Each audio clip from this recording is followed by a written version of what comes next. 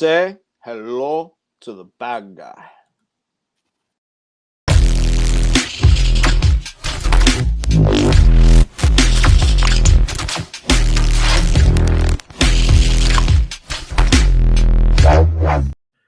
What's up, everybody? Welcome to the Mod Squad. Layeth the Squad Down. I am your host, Kevin. Joining me, as always, is Steve. Hey, guys, what's going on? I almost said Felix for some reason. It's because I just got a haircut. I'm wearing glasses right now. I get it. I shaved the goatee.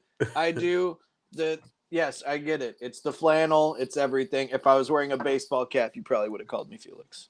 There you go. It's exactly it. But that's why there was that pause. Anyways, welcome to Layeth the Squad Down. How you doing, sir? I cannot complain. How are you doing today? You having fun? I'm still doing pretty good. Still doing pretty good. Still trying to get Yo, over this feeling a little bit better. A little bit. Still trying to get over this little funk I'm in, but it's all right. But we have had some pretty decent wrestling. Terry or Dory?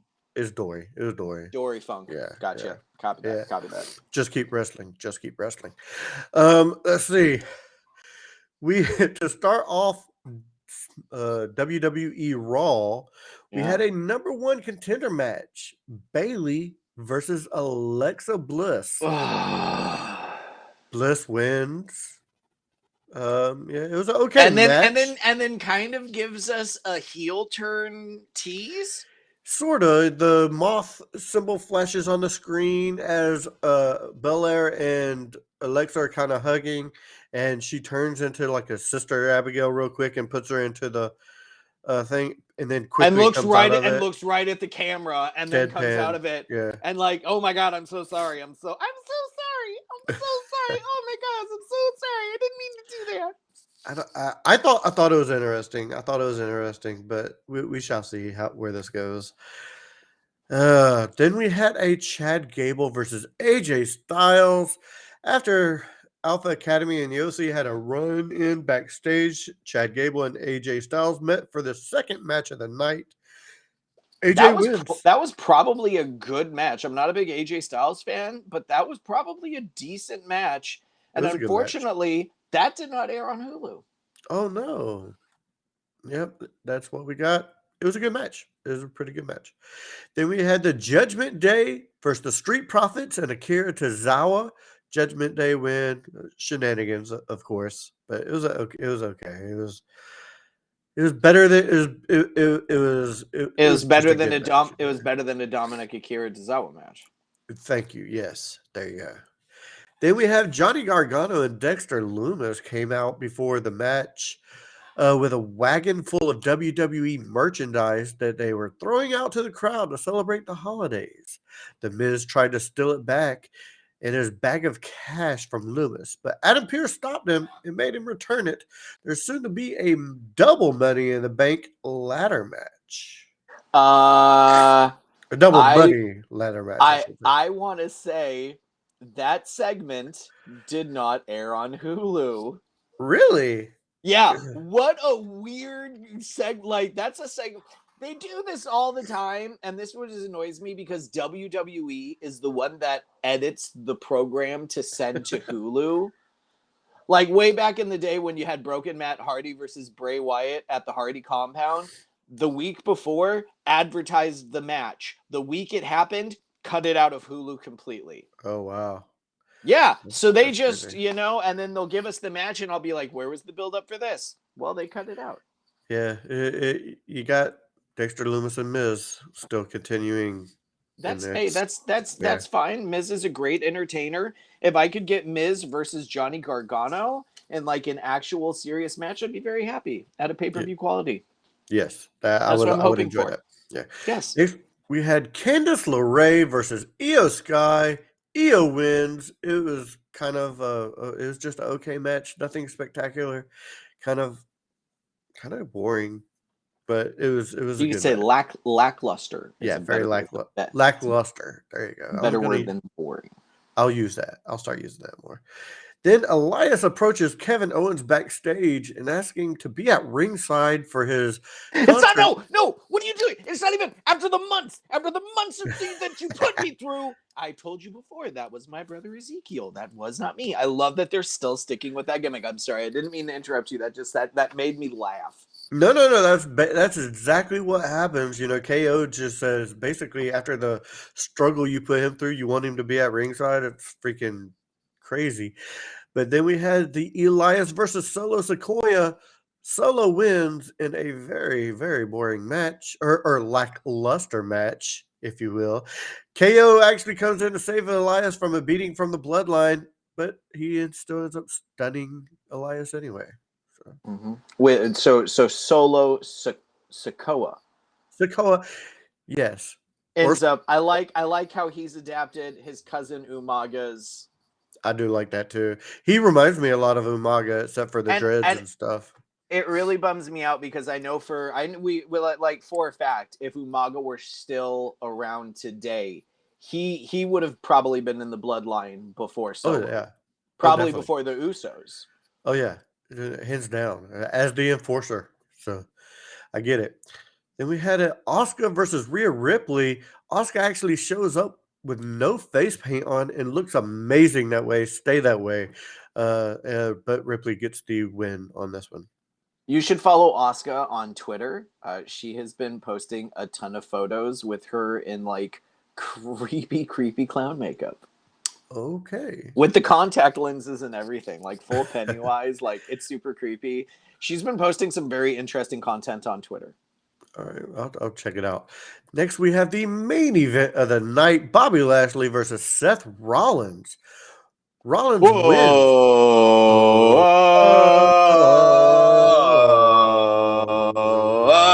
Whoa! Oh. Yes. Rollins wins, but after the match, Bobby was very irate and takes out a ref and ends up shoving Adam Pearce. Then Accidentally takes out a ref. accidentally takes out a ref, yes, and then I will say that in his intentionally defense. And then intentionally shoves Adam Pearce Adam Pearce, thank God. and then gets fired for it. And that's how we end the show. And I do not know if you have seen, but Adam Pearce then, like the next day, goes on Twitter and posts a video apologizing for his actions and reversing his decisions. And Bobby Lashley is no longer fired.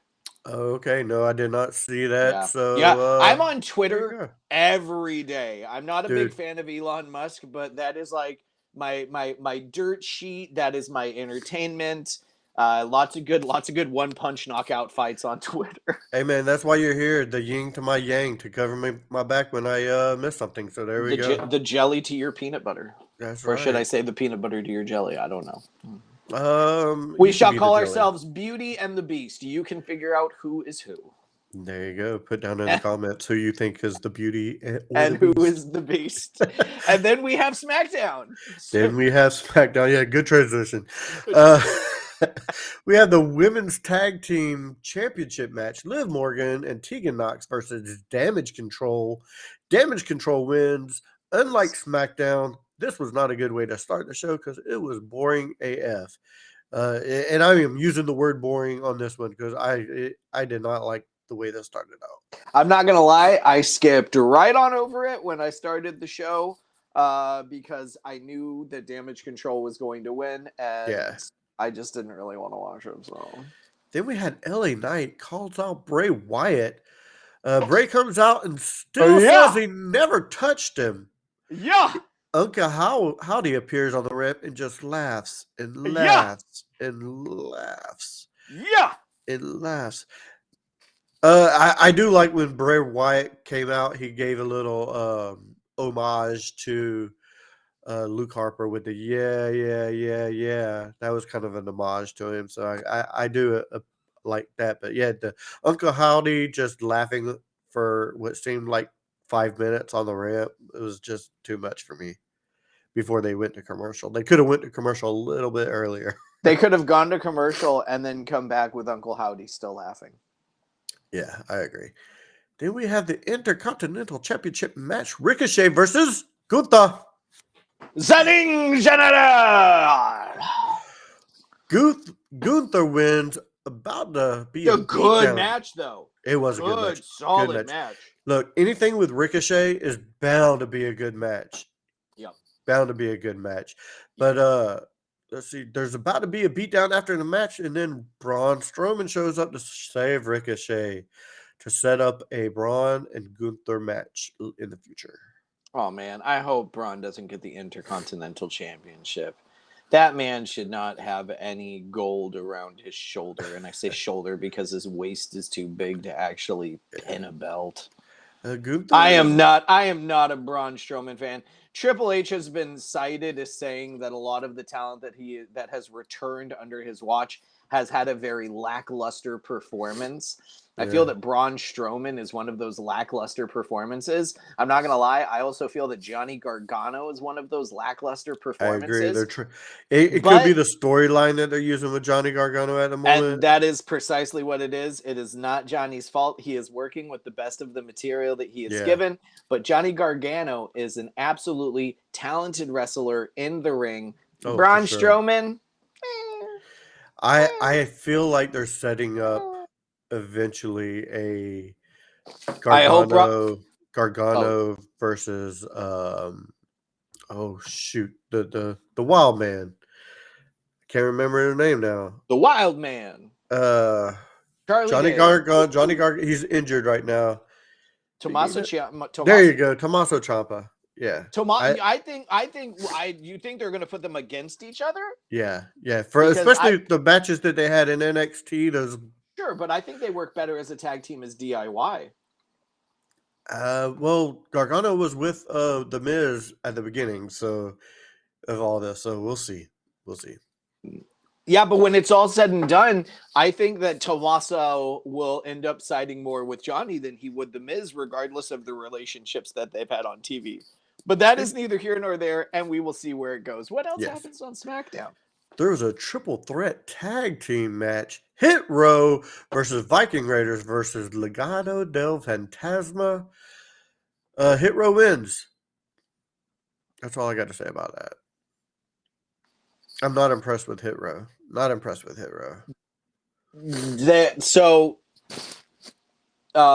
Big Money, whatever his name is, posted on Twitter. Once again, I'm on Twitter a lot. He was very fatigued during the match.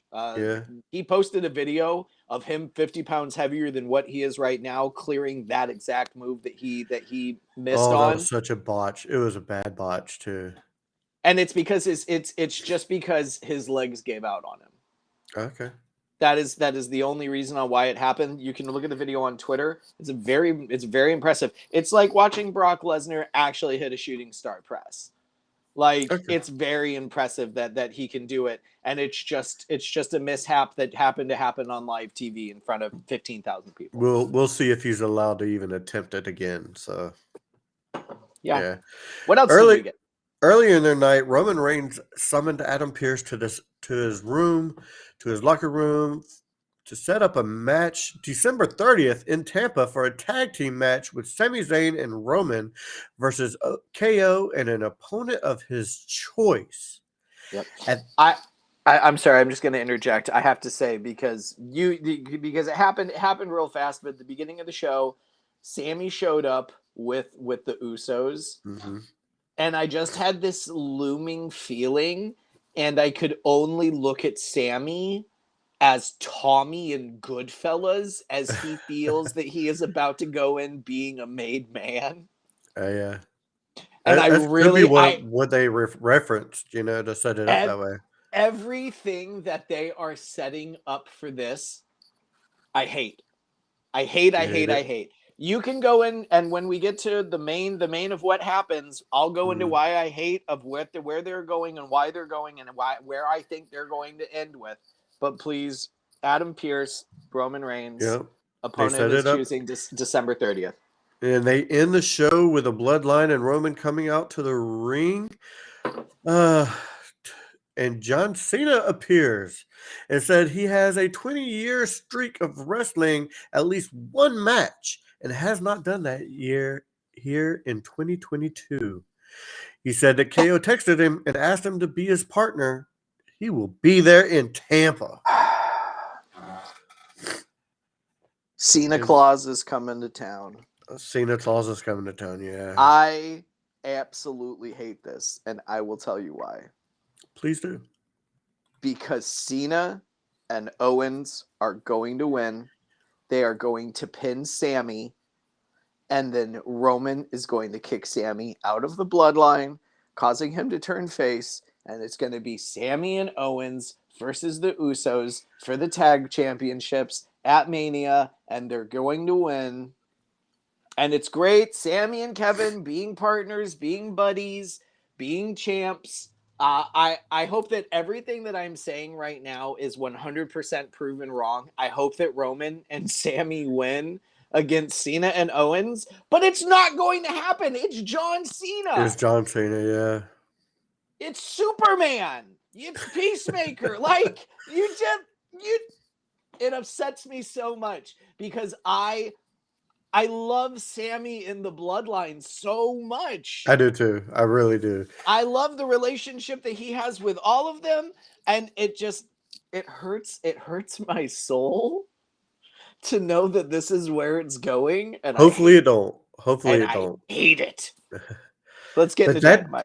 But that does it for WWE. Steve, tell us a little about some AEW. AEW. So AEW started with Dynamite, Wednesday Night Dynamite, starting with the Elite versus Death Triangle, who were going in with a 2-1 lead. Death Triangle 2, the Elite 1, in a best of 7 series, in which we get the Death Triangle winning after cheating.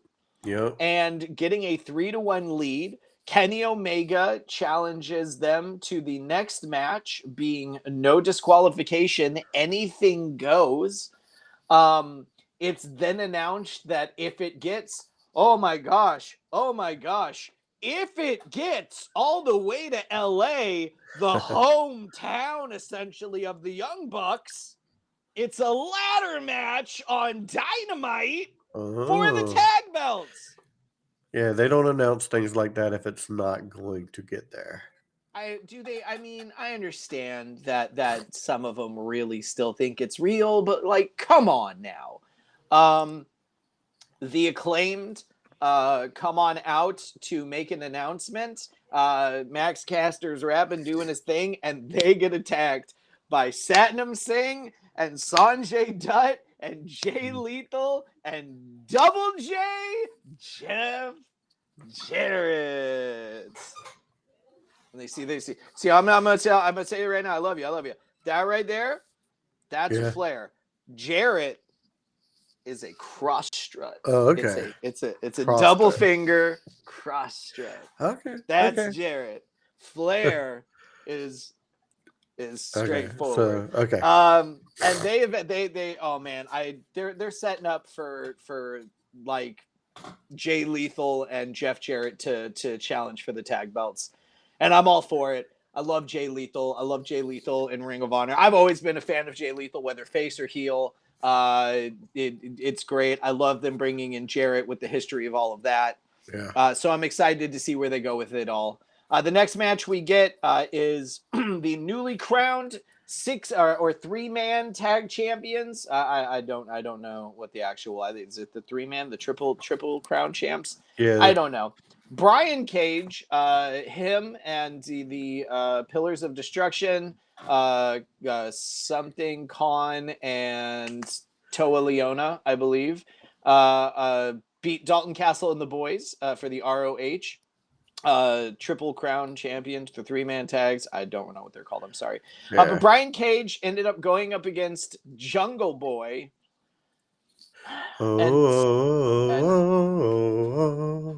And somehow Jungle Boy wins.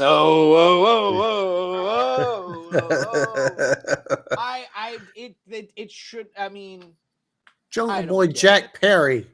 I don't get it. He shouldn't have beat Brian Cage. He then calls out Big Bill. And I think Bill might have come out. I don't remember. Next we get House of Black versus The Factory. Oh my gosh, dude! Who's gonna win that one? Yeah. Who's gonna win that one? Of course, House of Black.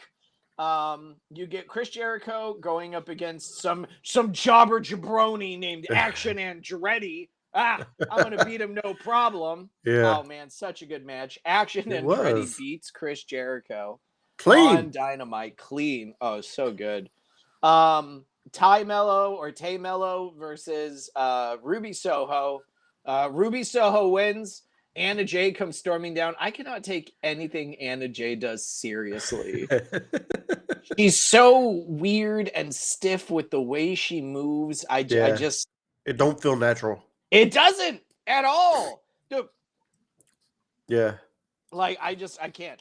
We get the main event of MJF versus Ricky Starks with everything on the line: the Diamond Ring and the AEW Heavyweight Championship. And I will say, if the belt wasn't on the line, I would have thought that Ricky actually had a chance of beating MJF and getting the Diamond Ring. But the minute they announced that the belt was also on the line, I watched it just to see. I just watched it for the match, and it was a solid match. I very much enjoyed it. And MJF, of course, retains it all. Because, I think no matter what, though, this elevated Ricky Starks. Oh, 100%. Yeah. This 100% made Ricky a bigger presence in the world of AEW. Getting that, I could see him easily at some point going for like the TNT Championship. Yeah. And that my friends, at Dynamite. Dynamite. Well, there's another show called Rampage. What happened there? There is a show called Rampage. We got 4 matches on Rampage. It opens with Jon Moxley versus Sammy Guevara, the Spanish God of the Jericho Appreciation Society, the epitome of sports entertainers. Jon Moxley, of course, wins this. It was a really good, well-fought match, though. Sammy's very talented in the ring. He is, but he's doing his job because he's a heel. He has a very punchable face. Yeah, that's what I have to say about Sammy Guevara. He has a very punchable face. Very, yeah. I don't like him, but he's very talented, yeah. Yeah, he's very, very talented, very talented. Proposes to his girlfriend on national TV and then breaks up with her 3 months later to announce a month after that he's dating Tay Conte.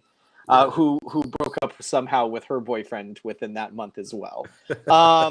You then had Sky Blue versus Britt Baker, which was a very fast-paced, very short match. But Britt Baker, of course, comes out winning.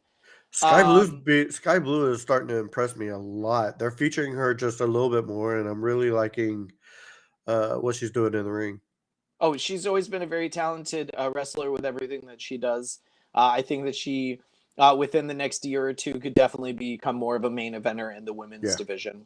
Wardlow versus Exodus Prime. Wardlow, of course, just destroys the guy. Joe cuts a promo on him from up top. And then we get the main event, an 8-man tag of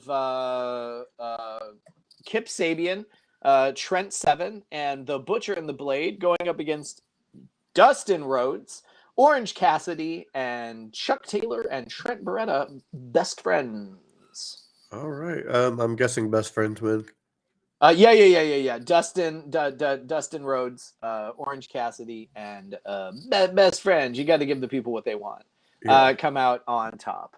And that's Dynamite and Rampage. All right. Well, there was no pay-per-view that I'm aware of. This week. No pay-per-views. So that does it for this episode of Layeth the Squad Down. Steve, where can people find you on your podcasts? Oh, you can find me on the last podcast you'd want. We just celebrated our 4-year anniversary with me and my buddy Travis, just talking about stuff. We're going to have some draft episodes coming up soon where we're going to just be taking fun topics, movie soundtracks, Stan Lee cameos, things like that, and drafting our favorites. And once they're picked, they're gone. And it's great because it'll all be live and you can see the actual reactions now. Other than that, back to the retro with this slug over here and two other slobs. I mean, guys, other than that, that's where you could find me. Tip the field, chide the staff. Thank you all for coming. If you didn't, better luck next time. I almost pulled my headset out. Oh, that's fine. All right, guys. If you are listening on most major podcasting platforms, check us out on YouTube. If you are on YouTube, leave a comment, like, subscribe, do all the YouTuber things. Hit that like button, give us a thumb in. All right, guys. That does it for this episode of the Mod Squad. Layeth the Squad Down. So for Steve, I am Kevin saying, keep on bamming, bammers. Genetic jackhammer.